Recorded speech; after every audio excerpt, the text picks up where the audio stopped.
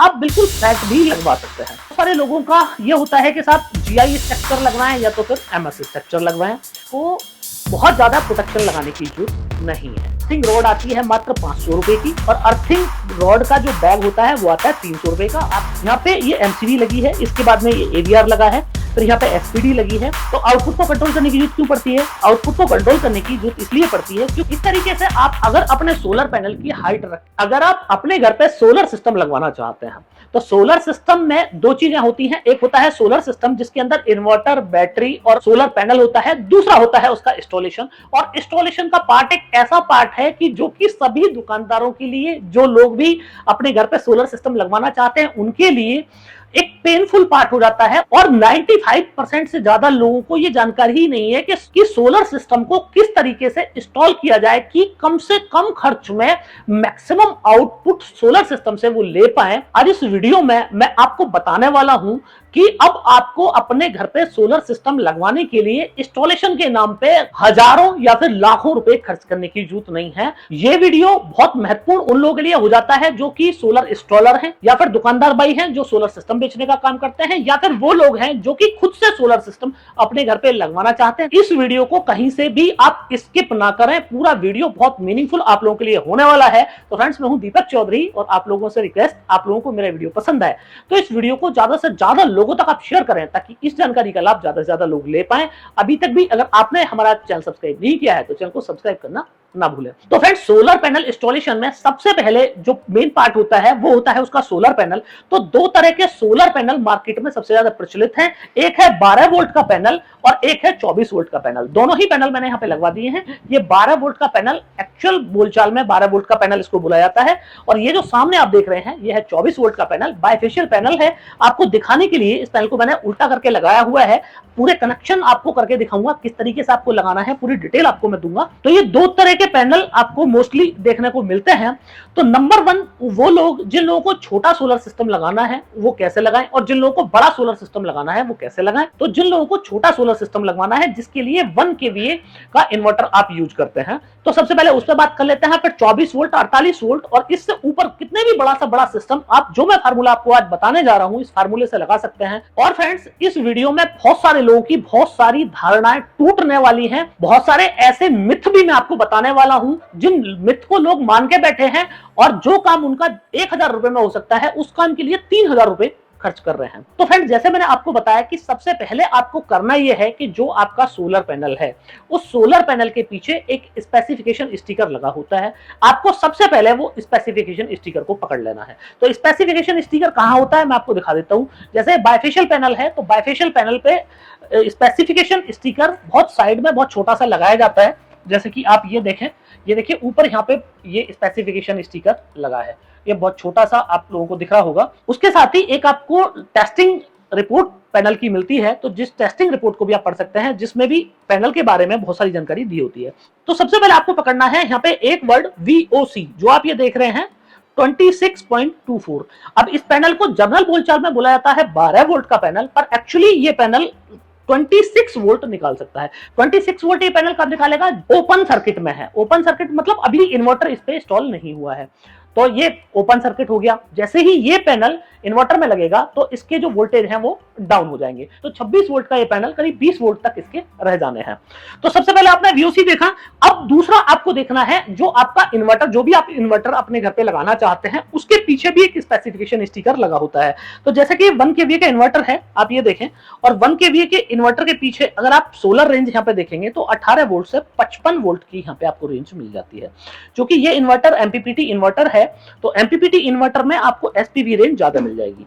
तो अब यहाँ पे आपको क्या करना है कि अगर आप MPPT सिस्टम यूज कर रहे हैं, इन्वर्टर आपने MPPT लगाया हुआ है, तो आपको MPPT की मैक्सिमम रेंज तक सोलर पैनल डिजाइन करना है। अब कैसे करना है कि ये 12 वोल्ट का एक पैनल, 26 इसकी VOC थी, दो पैनल को आपको सीरीज कर देना है। आगे वीडियो में आपको सीरीज कैसे करते हैं वो सब दिखाऊंगा, सीरीज पैनल कैसे करते हैं। तो दो पैनल को आपको सीरीज कर देना है और दो पैनल को सीरीज करके इन्वर्टर के पीछे आपको लगा देना है। इस वाले इन्वर्टर में आपको ये सारी चीजें करके दिखाऊंगा। अब आपका MPPT परफेक्ट वर्क करेगा अगर आप इसमें PWM इन्वर्टर का इस्तेमाल करते हैं। तो PWM इन्वर्टर में क्या होता है, जैसे यहाँ पे आपको मैंने VOC दिखाया, इसका यहाँ पे 55 VOC था, पर PWM इन्वर्टर में यहीं पे आपको VOC मिलेगा 26 का या फिर 27 का, तो इसका मतलब आप दो सोलर पैनल को सीरीज नहीं कर सकते हैं। तो वहां पे अगर आपको दो पैनल लगाने हैं तो दोनों पैनल को पैरेलल में लगाना पड़ेगा। पैरेलल सीरीज का फर्क भी क्या है वो भी मैं आपको आगे वीडियो में बताऊंगा, तो आप वीडियो में कंटिन्यू बने रहिए। अब पैनल लगाने में क्या क्या सावधानियां होनी चाहिए, तो पैनल लगाने में जो सबसे पहली सावधानी है कि अगर आप नॉर्मल पैनल ले रहे हैं, तो नॉर्मल पैनल अगर आपके पास वन साइडेड पैनल है तो उसको आप क्या कर सकते हैं कि उसको आप बिल्कुल फ्लैट भी लगवा सकते हैं। फ्लैट कैसे लगवाना है आपको कि अगर आपके पास कोई टिन शेड है तो टिन शेड पे भी आप अपने पैनल को लगवा सकते हैं। और फ्लैट का मतलब हुआ कि आप इस तरीके से लगवा सकते हैं, जैसे आप ये देखिए तो इस तरीके से आप लगवा सकते हैं। अब यहाँ पे दो चीज आपको देखनी है। नंबर एक कि आपको अगर वन साइडेड आपका पैनल है तो आपका जो पैनल का फेस है, ये जो फेस है ये फेस साउथ फेस होना चाहिए। तो साउथ फेस का मतलब यह है कि दक्षिण की दिशा में आपका पैनल जो है वो झुका हुआ होना चाहिए। जैसे कि मैंने आपको दिखाया, दक्षिण दिशा में मैंने पैनल झुका दिया। अब कितना झुका हुआ होना चाहिए उसके लिए आप अपनी जो लोकेशन है उसको आप गूगल कर लीजिए और उस पर गूगल पे आप लिखिए कि लैटिट्यूड ऑफ योर लोकेशन, माना आपकी दिल्ली की लोकेशन है और दिल्ली की लोकेशन पे आपका लैटिट्यूड निकल के आता है 28। तो आपको पूरे साल मैक्सिमम आउटपुट लेने के लिए 28 डिग्री इस पैनल को इंक्लाइन कर देना है। 28 डिग्री 28 डिग्री का मतलब ये हुआ, माना अगर ये वन साइडेड पैनल है मेरा, तो वन साइडेड पैनल को लगभग ये इतना पैनल इंक्लाइन हो जाएगा। साल के जो आपके 12 महीने हैं, साल के 12 महीनों में ये पैनल आपको मैक्सिमम प्रोडक्शन करके दे सकता है। यहीं पे बहुत सारे लोगों का ये होता है कि साहब जीआई स्ट्रक्चर लगवाएं या तो फिर एमएस स्ट्रक्चर लगवाएं, और स्ट्रक्चर अगर मैंने हल्का लगवा लिया, लोहे वाला लगवा लिया तो क्या कोई दिक्कत होगी। तो फ्रेंड्स मैं आपको बताऊं, स्ट्रक्चर के नाम पे एक बहुत बड़ी इंडस्ट्री है जो 1 रुपए के 4 रुपए बनाने में उनको महारत हासिल है। पैनल को कोई मतलब नहीं है कि आपने उसको जीआई स्ट्रक्चर पे लगवाया या तो आपने उसे एमएस स्ट्रक्चर पे लगवाया या तो फिर उसमें आपने पाइप के स्ट्रक्चर पे लगवाया। पैनल को इस बात से कोई लेना देना नहीं, पैनल का प्रोडक्शन का इस बात से कोई लेना देना नहीं।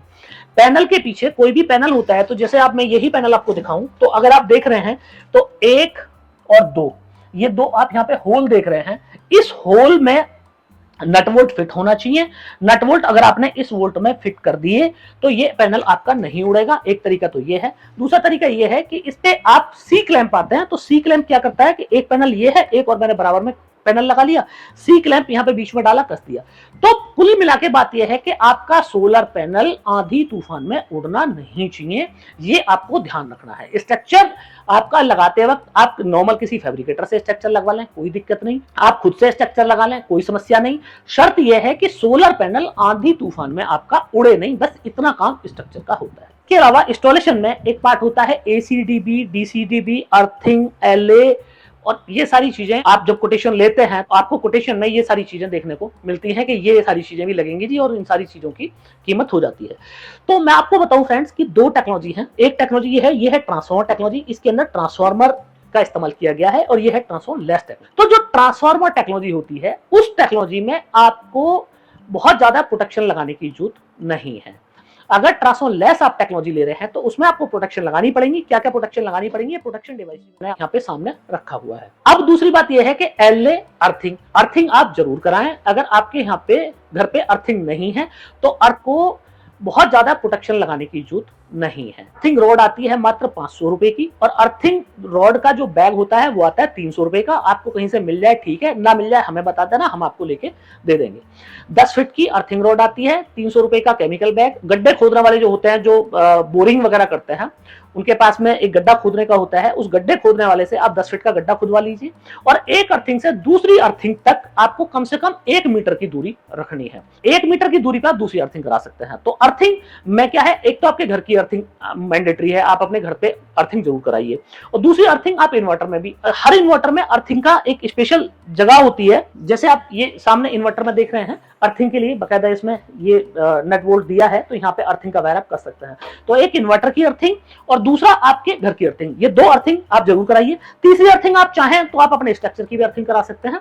और अगर आपको एलए लगाना है, एलए होता है कि मतलब आसमानी अगर बिजली आ जाए आपके बिल्डिंग पर ना पड़े तो उसके लिए एलए लगाया जाता है। एलए एलए जो मार्केट में मिलता है करीब 2000 रुपए का आपको एलए मिल जाएगा। एलए लगाते वक्त जो आपको ध्यान रखना है वो ध्यान ये रखना है कि एलए की जो ऊंचाई हो वो कम से कम जो पैनल आपका आया, जो आपके सोलर पैनल की ऊंचाई है, उस ऊंचाई से कम 4 से 5 फीट की हाइट एलए की होनी चाहिए।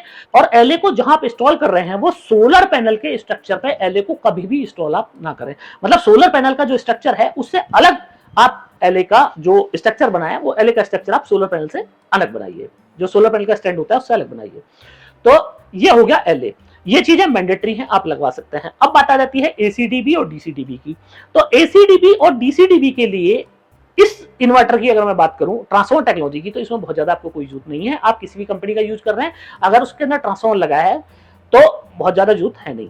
जरूरत कहां है? जरूरत है ट्रांसफॉर्मर लेस टेक्नोलॉजी में। अब ट्रांसफॉर्मर लेस टेक्नोलॉजी में क्यों जरूरत है? क्योंकि ट्रांसफॉर्मर लेस टेक्नोलॉजी में ट्रांसफॉर्मर नहीं होता है, क्योंकि ये इन्वर्टर हाई फ्रीक्वेंसी इन्वर्टर होते हैं। तो हाई फ्रीक्वेंसी इन्वर्टर में थोड़ा सा प्रोटेक्शन के मामले में इन्वर्टर सेंसिटिव होते हैं। वैसे तो सारी प्रोटेक्शन इनबिल्ट इन इन्वर्टर में दी जाती है, पर फिर भी एक्स्ट्रा प्रोटेक्शन इनको देनी पड़ती है। तो एक्स्ट्रा प्रोटेक्शन में ये एक प्रोटेक्शन बॉक्स आप मेरे सामने देख रहे हैं, ये प्रोटेक्शन बॉक्स आपको लगवाना है। अब इस प्रोटेक्शन बॉक्स में आप देखें, यहाँ पे ये एमसीवी लगी है, इसके बाद में ये एवीआर लगा है, फिर यहाँ पे एसपीडी लगी है, और फिर यहाँ पे एमसीवी और एवीआर लगा है। ये जो इतना पार्ट है इसका फ्रेंड्स, ये 3 चीजों का जो पार्ट है, यह है इनपुट साइड के लिए। मतलब आप जो बिजली देंगे इन्वर्टर में तो आप इसके थ्रू देंगे। मैं आपको लगवा के दिखाता हूं कि किस तरीके से इसमें आपको इनपुट और आउटपुट सेट करना है। इसमें जो एसपीडी लगाई गई है वो इसलिए है कि सर्च प्रोटेक्शन है, मतलब कोई आसमानी बिजली आ जाए, कहीं से बहुत हाई करंट आ जाए तो एसपीडी झेल लेगी, एसपीडी अपने आप में जल जाएगी।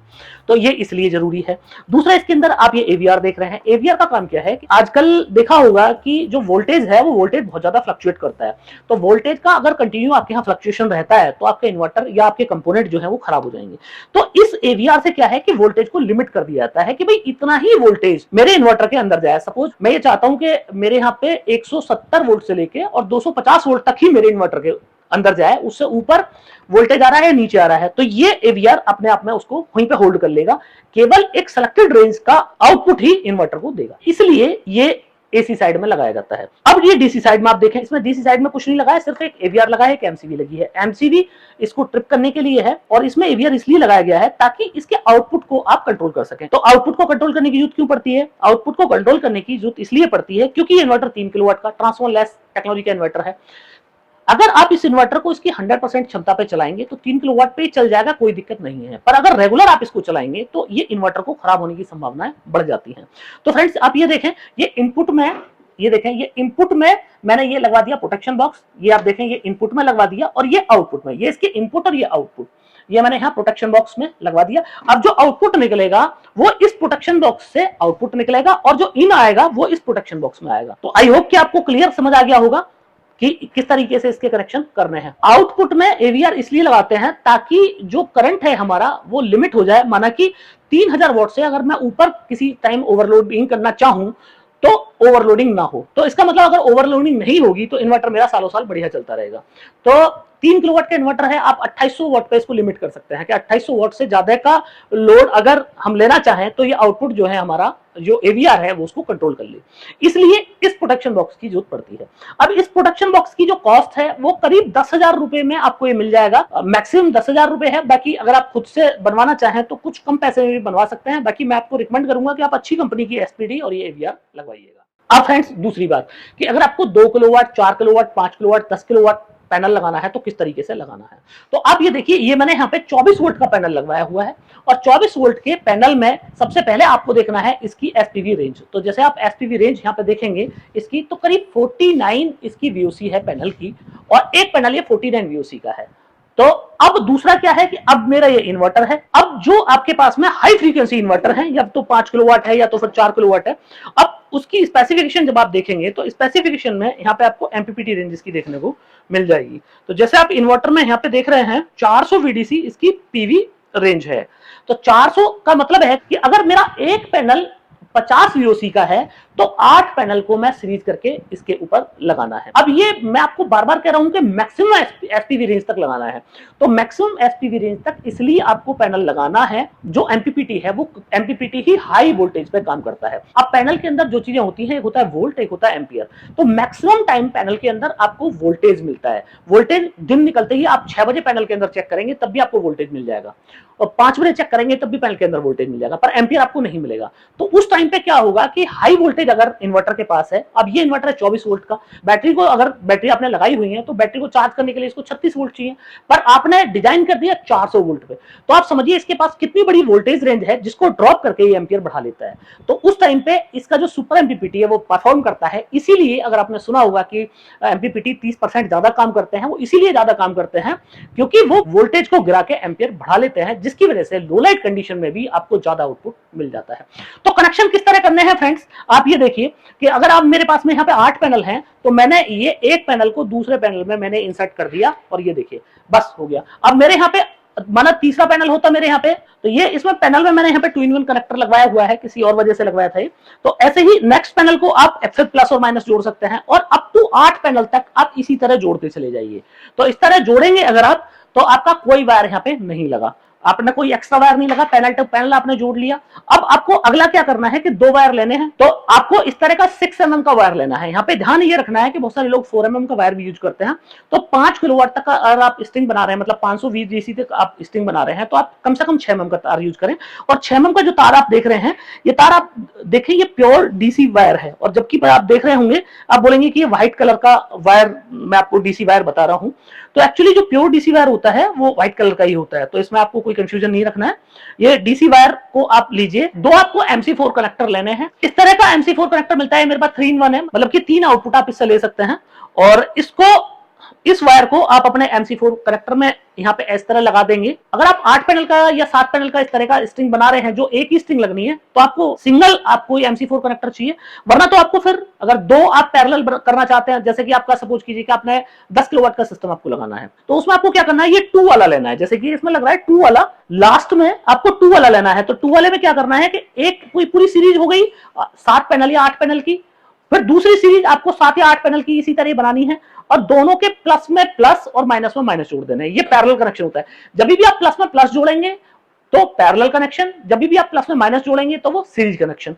तो अब आपको करना ये है, ये मैंने रख दिया, माना इसके ऊपर मेरा MC4 कनेक्टर लगा हुआ है, तो मैंने यहाँ पे MC4 कनेक्टर लिया, ये मेरा माइनस में लग गया MC4 कनेक्टर के थ्रू। ये सिर्फ आपको दिखा रहा हूं क्योंकि मेरे पास सिंगल वाला MC4 कनेक्टर नहीं है इस टाइम, तो वरना मैं सिंगल वाला MC4 कनेक्टर ही दिखाता। तो अगर 2 वाला लगाना है तो 2 वाला, तो ये लग गया माइनस, और वो लग गया इसका जो एक दूसरा साइड है ये लग गया प्लस। ये देखिए ये लग गया इसके प्लस में, तो ये मेरा प्लस लगा, ये और माइनस लगा। अब ये 2 वायर मेरे को लेके जाने हैं, और 2 वायर मेरे को लेके जाने हैं कहां, इन्वर्टर में। और इन्वर्टर में कहां लगाने हैं, अब आप अपने इन्वर्टर में देखिए कि इन्वर्टर में पॉजिटिव कहां लिखा हुआ है। तो पॉजिटिव में आपका रेड वाला लगेगा, जो आपका रेड वायर है जो आप पॉजिटिव से लेके आए थे सोलर पैनल के से, और जो आपका ब्लैक वायर है वो हमेशा नेगेटिव में लगता है, और नेगेटिव वायर को हमेशा सोलर पैनल के नेगेटिव में ही लगाया जाता है। अब फ्रेंड्स यहाँ पे बहुत सारे लोगों का सवाल होगा कि मैंने यहाँ पे डीसीडीबी को मैंने स्किप कर दिया है, डीसीडीबी बॉक्स को स्किप कर दिया है। तो डीसीडीबी बॉक्स को मैंने इसलिए स्किप किया क्योंकि यहाँ पे मैं एक ही स्ट्रिंग से काम कर रहा हूं, मतलब मेरा एक ही सिंगल स्ट्रिंग आ रही है, 7 पैनल या 8 पैनल की मेरी एक सिंगल स्ट्रिंग है जो कि पैनल में आके लग रही है। अगर एक से ज्यादा स्ट्रिंग आप इस्तेमाल करते हैं, सपोज आपको 10 किलोवाट का पैनल लगाना है, पर एक स्ट्रिंग में आपको 2.5 किलोवाट का ही आप पैनल लगा सकते हैं, तो 4 स्ट्रिंग आपको चाहिए, तब वहां पे आप डीसीडीबी बॉक्स का इस्तेमाल कर सकते हैं। तो सोलर पैनल के जो मेन कनेक्शन है, मेन कनेक्शन को आप डीसीडीबी में लेकर आइए और डीसीडीबी से लाके आप सोलर इन्वर्टर में लगा दीजिए। अब इसके बाद में आपको अपने इन्वर्टर को ऑन करने से पहले सुनिश्चित करना है कि आपका जो सोलर इनपुट है, जो आपका सोलर वायर आया है वो सोलर के P+ और P- में ही लगा हो, और जो आपका ग्रिड वायर आया है, ये जो वायर आया है आपका प्रोटेक्शन बॉक्स से, वो एसी इनपुट में लगा हो। आउटपुट आपको एसी आउटपुट से लेना है। कई बार क्या होता है कि बहुत सारे इन्वर्टर ऐसे होते हैं जिसमें जेनसेट भी दिया होता है, जेनसेट का पोर्ट भी दिया होता है, तो कई बार इसका जो इनपुट है उसको लोग जनरेटर के इनपुट में भी लगा देते हैं, तो वहां से कई सारी दिक्कतें बननी शुरू हो जाती हैं। तो आप इस चीज का भी ध्यान रखें कि जनरेटर अगर आपको लगाना है तो जेनसेट पोर्ट में लगाइए, और अगर आपको एसी ग्रिड लगाना है तो एसी इनपुट के पोर्ट में आप लगाइए। तो फ्रेंड्स वीडियो ये काफी बड़ा हो गया है और अभी वीडियो का एक पार्ट 2 रह गया कि अगर जब आप सोलर पैनल को लगा लें उसके बाद में सोलर सिस्टम को किस तरीके से ऑन करना चाहिए। अगर आपके पास में उस तरह का इन्वर्टर है कि जो इन्वर्टर आपका वाईफाई पे काम करता है तो उसको किस तरीके से आप सेटअप करेंगे, इसके लिए मैं अपना वीडियो का पार्ट 2 बनाऊंगा। यहीं पे फ्रेंड्स एक चीज जो बहुत इंपॉर्टेंट रह गई वो ये रह गई कि जब आप बायफेशियल पैनल लगाते हैं तो बायफेशियल पैनल लगाने में बहुत ज्यादा मस्ट नहीं है कि आपको साउथ फेस ही रखना है।